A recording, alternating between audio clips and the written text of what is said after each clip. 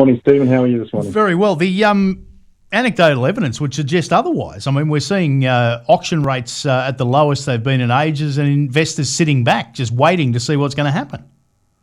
Yeah, well, I mean, that's interesting, isn't it? The headlines after the budget were, or have been, that the investors around Australia would abandon property altogether, and we've seen auction clearance rates pausing or lowering in that pause, but that's not what we're seeing on the ground. Well, we're still seeing investors actually getting into the market, but they're just investing differently, you might say. Well, explain to us what that means. Well, look, we've seen about a 46% increase in inquiries since the budget, but what's fascinating is that the questions of the investors have actually completely changed. Yeah, before the budget, they kind of asked, where should I buy? And today they're asking what sort of type of property makes financial sense still under the current rules. Okay, so what does make sense at the moment? Well, I mean, governments change taxation policy all the time and every so often, and, when that happens, people don't stop investment, they may be redirected. And so what we're seeing is that people are investing in new builds because certain, tax opportunities have been left open by the current government changes. Yeah, but how many... See, my argument here is, and this is what I've said at the very beginning of this, is that the average property investor, and somewhere in the vicinity of 85%, are your mum and dad investors who are just trying to build a bit of a nest egg, and they would get into older properties or smaller units or whatever, the cheaper end of the market that they could afford to buy into and hope to get a capital gain.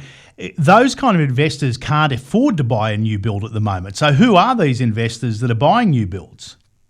Well, I mean, to the contrary, I mean, a majority, like you said, the majority of investors around Australia, they're not rich people, like you said. They're people who are, they're trying to make ends meet, they're trying to get ahead, they're trying to build for their future.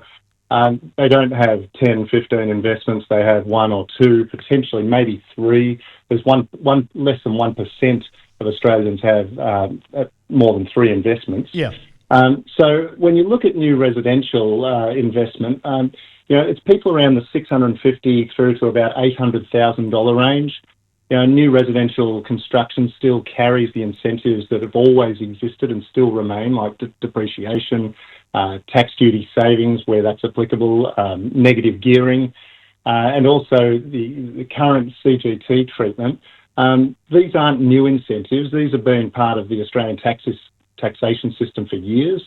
What's changed is that investors are now paying much more attention to them and potentially looking for slightly higher yields than your typical 3.5% to 4%, because like you said, it's about making ends meet, and it's about not having any cash flow drain out of your own pocket. So I guess the problem here is that we're going to start to see a two-speed market, because we're seeing property prices ease significantly, and that's mostly in the existing suburbs, whereas because we have governments that are loath to release more land, those new builds are going to get dearer and dearer. So how long do you see this trend continuing? Well, I suppose what's happening, to your point of the two-speed economy, we're seeing that, we're seeing that very, very deliberately. We've got finance brokers, accountants, fin planners who are in the market recognising that the landscape has changed. These are specialists who understand the new build side of the market, and because of that, they're the people who are actually calling me and our company with clients who would have gone into established properties.